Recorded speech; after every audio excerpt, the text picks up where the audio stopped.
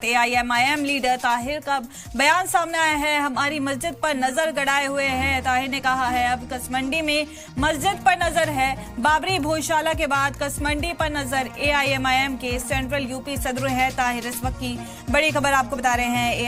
AIMIM के central UP सदर ताहिर का बड़ा बयान सामने आया है। ताहिर ने कहा है कि हमारी मस्जिद पर नजर गड़ाए हुए हैं। अब कसमंडी में मस्जिद पर नजर है। बाबरी भोजशाला के बाद कसमंडी पर नजर है।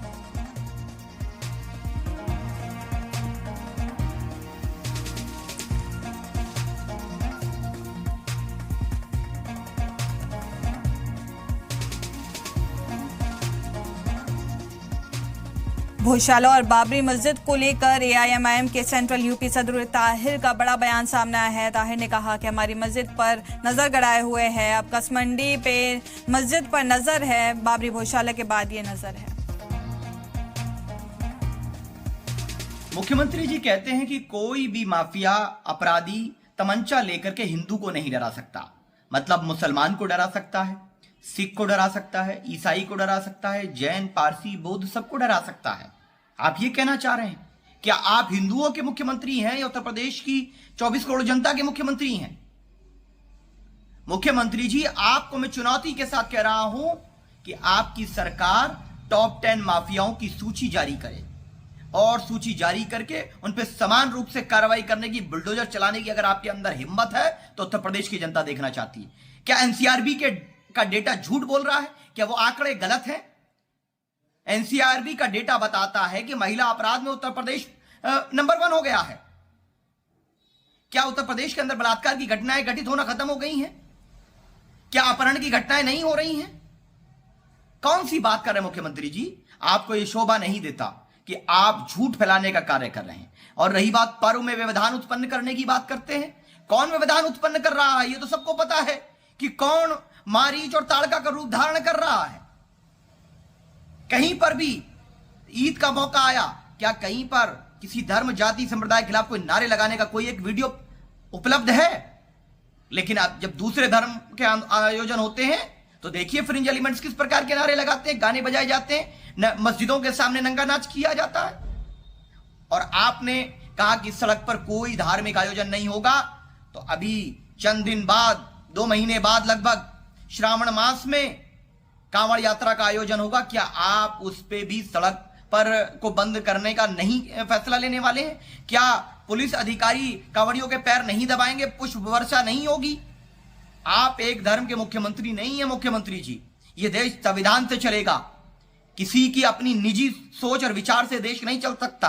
बाबा साहब अंबेडकर के बनाए हुए संविधान से चलेगा देश, और कानून सबके लिए बराबर लागू होना चाहिए मुख्यमंत्री जी।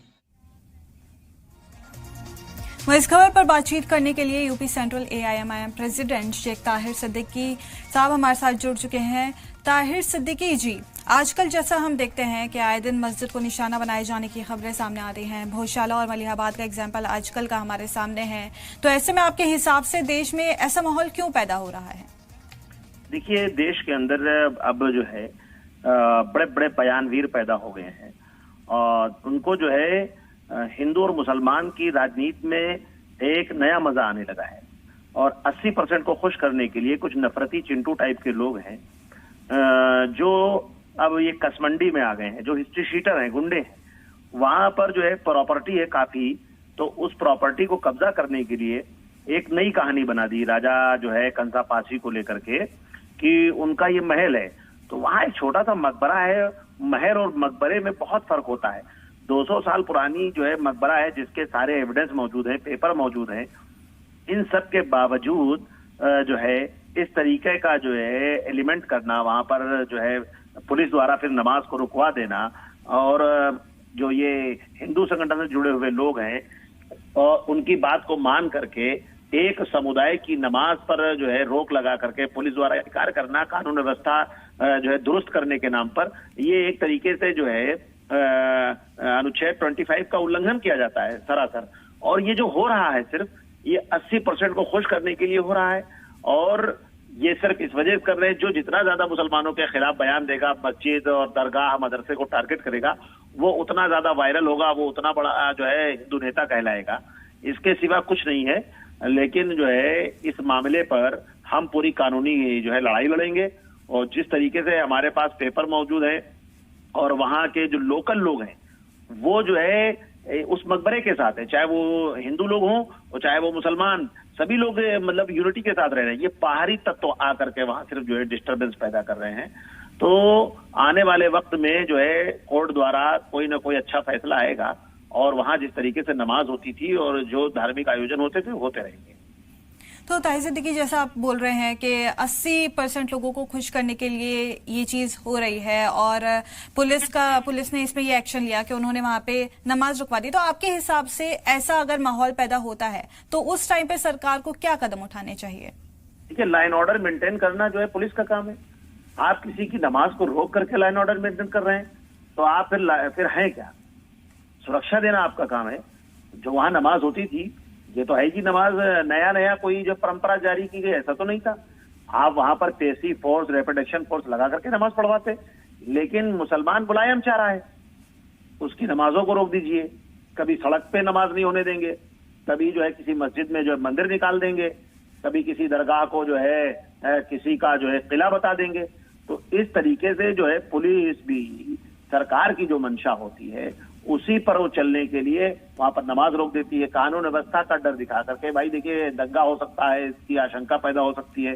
तो आप ये बताइए, किसी की नमाज रोक करके जो है आप जो है कानून व्यवस्था दुरुस्त करेंगे? लगा दीजिए फोर्स, लगा दीजिए पेशी और जो है पूरी जो है अपनी सुरक्षा में नमाज कराइए। तो ये हमारे जो वी द पीपल है, हमारे देश का जो संविधान की जो प्रस्तावना है, हम भारत के लोगों की है। यहाँ पर हम हिंदू, हम सिख, हम मुसलमान, हम ईसाई का नहीं है।